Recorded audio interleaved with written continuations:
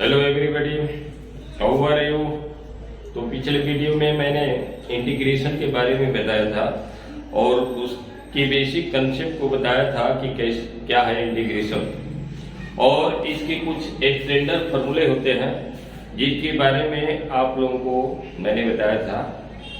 और ये standard formula याद होना बहुत जरूरी है क्योंकि इसी के आधार पर हम लोग इंटीग्रेशन करते हैं। तो इस स्टैंडर्ड फार्मूला के बारे में मैंने बताया था कि इंटीग्रेशन का फार्मूला कैसे याद किया जाता है। अगर किसी को डिफरेंशिएशन का फार्मूला याद है तो निश्चित तौर से इंटीग्रेशन भी जल्द याद हो जाएगा, क्योंकि कुछ टेक्निकली हम लोग जो है फार्मूला को याद करते हैं टेक्निक के माध्यम से, या कुछ फार्मूला बनाते बनाते हम लोग को याद हो जाता है। तो इसलिए इंटीग्रेशन के फार्मूले याद रहने चाहिए निश्चित तौर से, तब जाकर के हम लोग क्वेश्चन को इजीली सॉल्व कर सकते हैं या कम समय में उसको सॉल्व कर सकते हैं। तो इंटीग्रेशन के बारे में मैंने बताया था, इसमें पार्ट 2 में एक फार्मूला था dx by under root a square plus x square is equal to log mod x plus under root a plus x square होगा। यहाँ जैसे पिछले वीडियो में यहाँ माइनस हो गया था, इसको सुधार कर लीजिएगा आप लोग। ए स्क्वायर प्लस एक्स स्क्वायर होता है प्लस सी होता है। तो और भी फार्मूला है जिसके बारे में मैं समय समय पर हर वीडियो में बताऊंगा, जहां जहां उसका यूटिलाइज होगा यूज होगा उसके बारे में मैं बताता रहूंगा। तो सबसे पहले आज हम लोग स्टार्ट करते हैं एनसीईआरटी। एनसीईआरटी इसलिए कि एनसीईआरटी बेसिक तौर से ये बेसिक कंसेप्ट देता है हम लोग को, और साथ साथ जितने भी कंपटीशन होते हैं या 12th लेवल के कंपटीशन होते हैं वो एनसीईआरटी बेस के आधार पर ही क्वेश्चन आते हैं। तो इसलिए सबसे पहले हम लोग को एनसीईआरटी कर लेना चाहिए। ये बोर्ड के हिसाब से भी एनसीईआरटी बहुत जरूरी है, इसलिए आज मैं आप लोगों को एनसीईआरटी के बारे में बता रहा हूँ, एक्सरसाइज 7.1 के बारे में। ठीक है, तो उसको स्टार्ट करते हैं।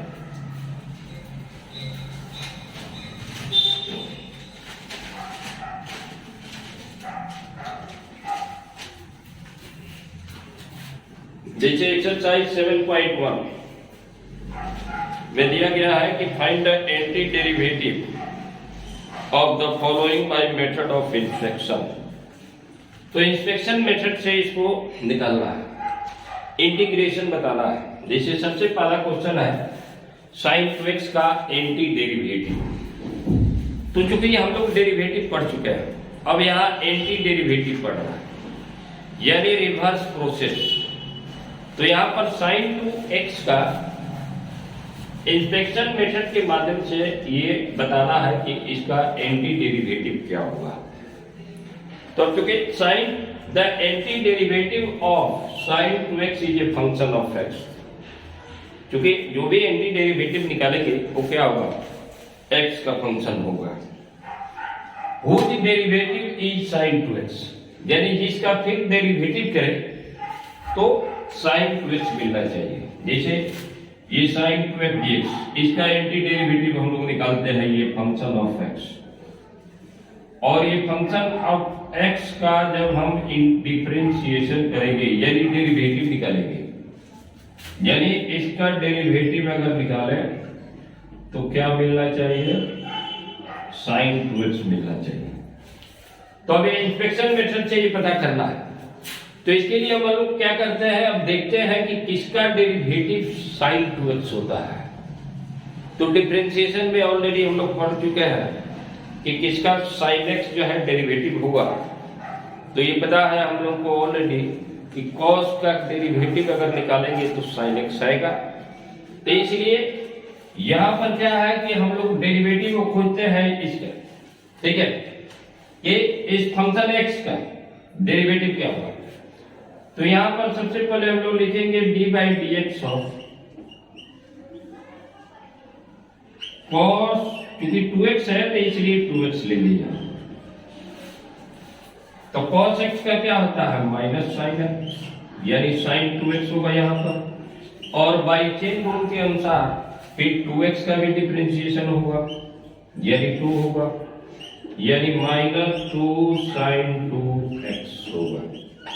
तब चूंकि हमको sin 2x का चाहिए था, तो इसलिए जा ये -6 -2 को हम लोग इधर ट्रांसफर कर देते हैं, यानी d/dx of cos 2x by -2 का अगर हम डिफरेंशिएशन करें यानी डेरिवेटिव निकालें तो क्या हुआ sin 2x आएगा, क्योंकि इसमें इसका जब डेरिवेटिव एंटी डेरिवेटिव निकालेंगे sin 2x का तो फंक्शन x मिलेगा, और उसका जब हम डेरिवेटिव निकालेंगे तो फिर sin 2x मिल जाना चाहिए। तो अब यहाँ पर हम लोग सोचते हैं कि किसका डेरिवेटिव करने पर sin x आया या sin 2x आया। तो यहाँ पर हम लोग को पता है, डिफरेंशिएशन में हम लोग पढ़ चुके हैं कि d/dx of cos 2x equal to क्या होगा, माइनस sin 2x into 2 होगा। तो इस तरह से अब यहाँ पर 2 और माइनस को हटा देते हैं हम लोग, क्योंकि sin 2x मिलना चाहिए कि जिसके डेरिवेटिव करने पर sin 2x मिले। तो यानी cos 2x/2 का डेरिवेटिव अगर हम निकालेंगे तो sin 2x ही आएगा। तो अब लास्ट में यही हम लोग लिखते हैं, लास्ट में इसका मतलब ये होगा कि इस sin 2x का एंटी डेरिवेटिव क्या हो गया, cos 2x/2 होगा, यानी therefore the anti derivative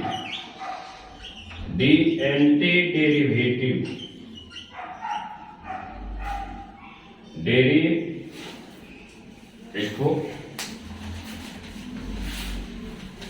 last में लिखेंगे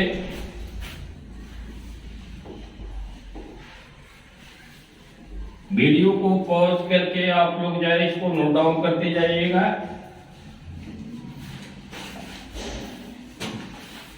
तो लास्ट में लिखेंगे हम लोग कि hence the antiderivative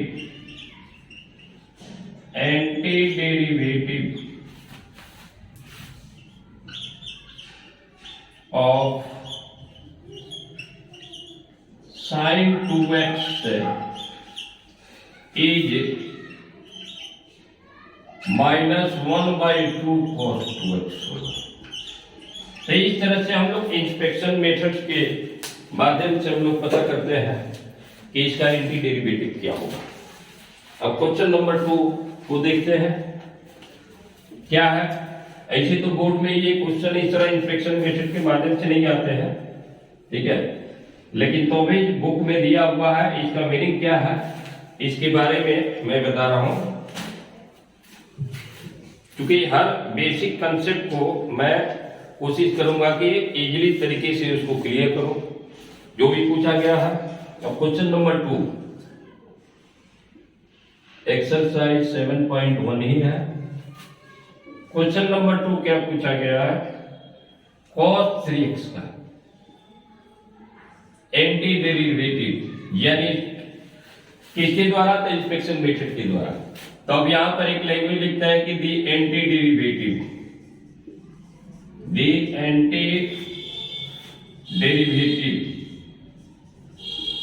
of cos 3x is a function of x, is a function of x whose derivative, यानी इसका डेरिवेटिव निकालेंगे तो whose derivative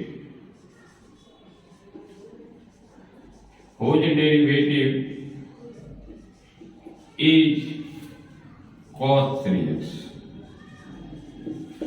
तो बात सही है, क्योंकि ये ऑलरेडी हम लोग को पता है कि integration is the reverse process of differentiation, ठीक है, यानी जो डिफरेंशिएशन जिसके जस्ट उसके जस्ट अपोजिट क्या है, इंटीग्रेशन है।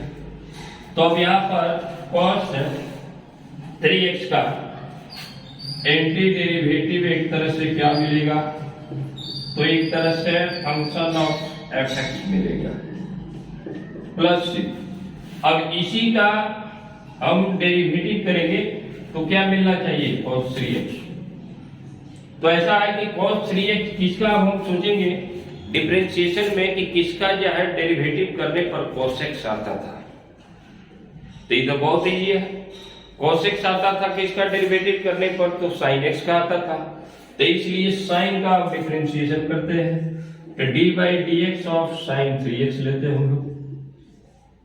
साइन 3x का डिफरेंशिएशन करेंगे तो क्या मिलेगा 3 cos 3x मिलेगा जी। तो अब आके इस 3 को हम लोग ट्रांसफर कर देते हैं LHS में, तो साइन 3x बाई 3 यानी d by d x of यानी derivative of sine 3x by 3 give the value of क्या देता है जी cos 3x। तो इस तरह से एंटी डेरिवेटिव यही होगा, क्योंकि जो एंटी डेरिवेटिव इस cos 3x का आएगा उसका डेरिवेटिव निकालेंगे तो फिर cos 3x आ जाएगा। तो यहां पर क्या हुआ, यानी कहने का मतलब कि साइन 3x बाई 3 क्या है, एक तरह से एंटी डेरिवेटिव है किसका, cos 3x का। तो लास्ट में लिखेंगे देयरफॉर द एंटी डेरिवेटिव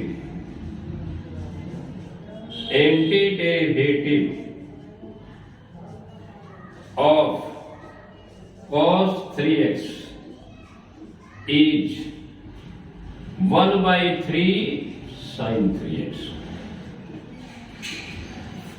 यानी इसमें डिफरेंशिएशन का फॉर्मूला भी याद रहना जरूरी है, क्योंकि विदाउट फॉर्मूला के द्वारा इसको हम लोग इजीली सॉल्व नहीं कर सकते हैं और उसको सोचते हैं कि किसका जो है डेरिवेटिव निकाले ताकि cos 3x आ जाए, क्योंकि इस cos 3x का एंटी डेरिवेटिव आएगा वो एक फंक्शन ऑफ fx होगा और इसका जस्ट रिवर्स यानी फिर जब डिफरेंशिएशन करें तो cos 3x आ जाना चाहिए। तो इस तरह से यहाँ पर sin 3x बाई 3 का अगर हम डिफरेंशिएशन करेंगे तो निश्चित तौर से आएगा, जैसे इसको करके भी देख सकते हैं। जैसे sin 3x बाई 3 का d बाई dx करेंगे तो क्या आ जाएगा 1 बाई 3 तो बाहर हो गया और sin 3x का डिफरेंशिएशन क्या होगा cos 3x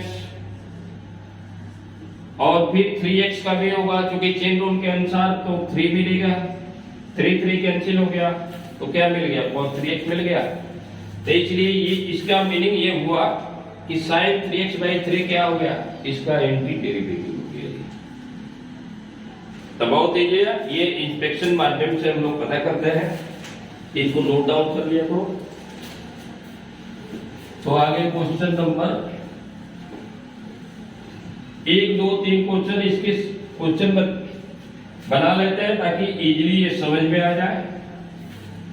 और वीडियो को भी लाइक करते रहना, सब्सक्राइब करते रहना आप लोग, क्योंकि वीडियो पे जितने लाइकिंग बढ़ेंगे उतनी क्या है मोटिवेशन मिलता रहेगा। लाइक सब्सक्राइब निश्चित तौर से होना चाहिए। तब क्वेश्चन नंबर अगला है e power 3x, e power 2x है। तो इसका भी एंटी डेरिवेटिव यानी the anti derivative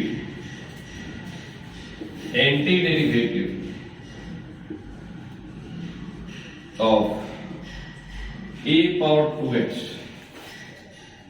is a function of x, यानी फंक्शन ऑफ x होगा whose derivative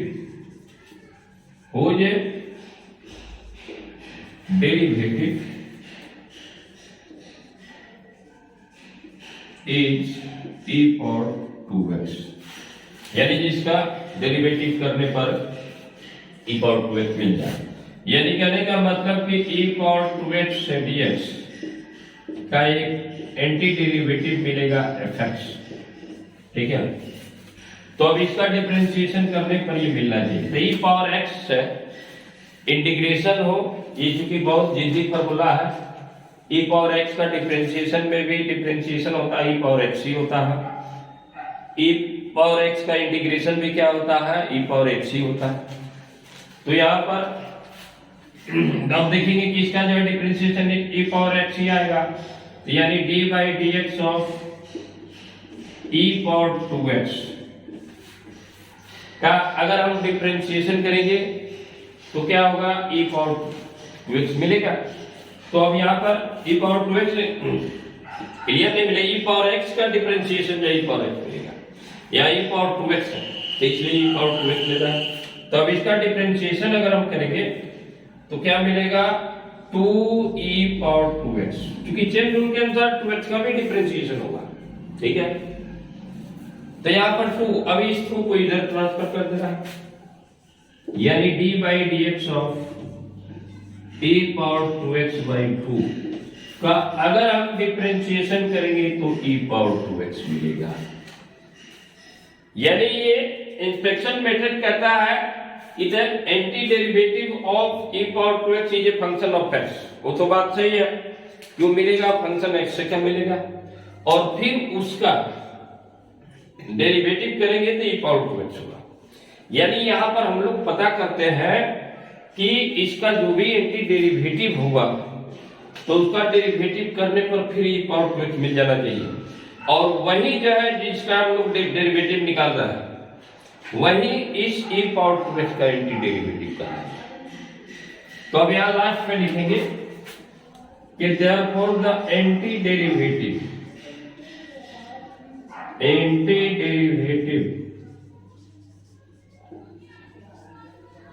of e power 2x is क्या होगा 1/2 e का पावर 2x होगा। तो ये इंस्पेक्शन माध्यम से हम लोग इसको करते हैं और इसको नोट डाउन कर लिया करो।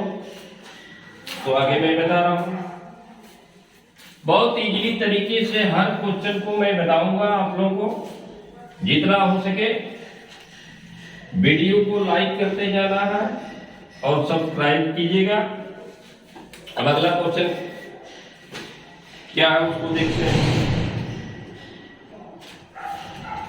जैसे क्वेश्चन नंबर 4, क्वेश्चन नंबर 4 दिया है ax प्लस b का होल स्क्वायर का एंटी डेरिवेटिव निकालना है। तो यहां लिखेंगे भाई the anti derivative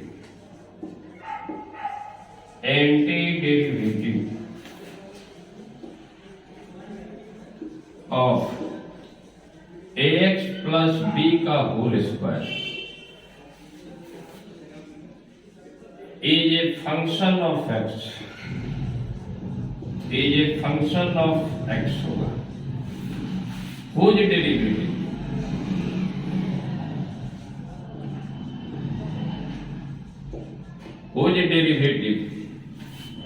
is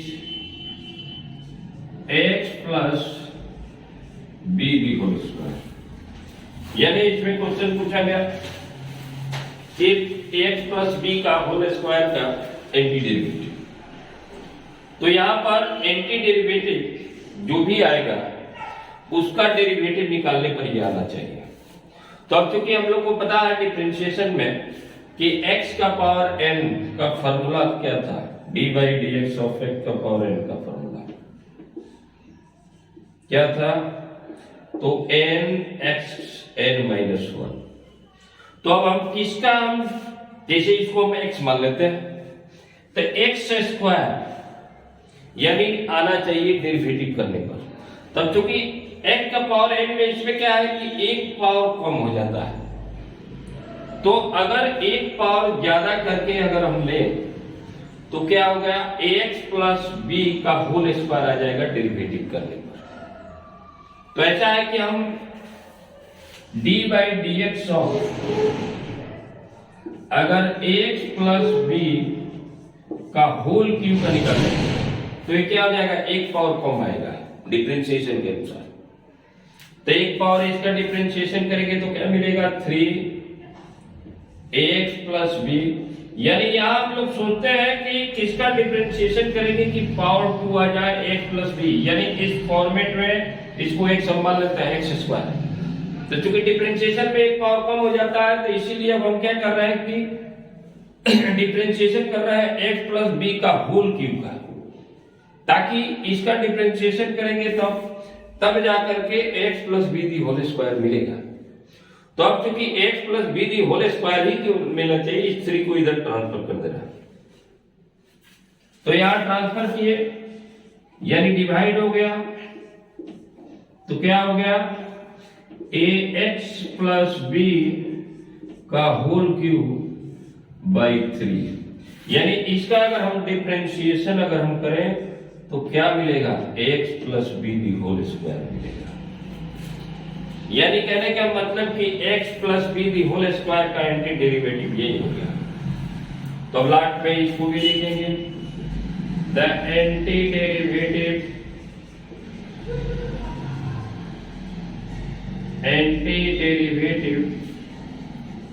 of ax plus b the whole square is क्या, 1/3 ax प्लस बी का होल क्यूब। तो इस तरह से हम लोग इंस्पेक्शन माध्यम से इसको हम लोग पता करते हैं कि किसका जो है डेरिवेटिव करने पर, जैसे इसका एंटी डेरिवेटिव एक फंक्शन ही मिलेगा x का, और उसका हम लोग जो डिफरेंशिएशन कर दे, तो यानी कहने का मतलब कि 1/3 ax प्लस बी का होल क्यूब का अगर डिफरेंशिएशन कर देंगे यानी डेरिवेटिव निकालेंगे, तो फिर x plus b whole square मिल जाएगा। तो इसका मतलब यही हुआ कि x plus b whole square का एंटी डेरिवेटिव यही होगा। ठीक है, क्योंकि इंटीग्रेशन क्या है, डिफरेंशिएशन का रिवर्स प्रोसेस है, और फिर डेरिवेटिव हम निकालते हैं उसी फंक्शन का एंटी डेरिवेटिव का, तो फिर फंक्शन वो मिल जाता है। ठीक है, तो इस तरह से हम लोग एक्सप्रेशन माध्यम से इसको पता करते हैं। ठीक है, और इसको सबसे पहले नोट डाउन कर लिया करो।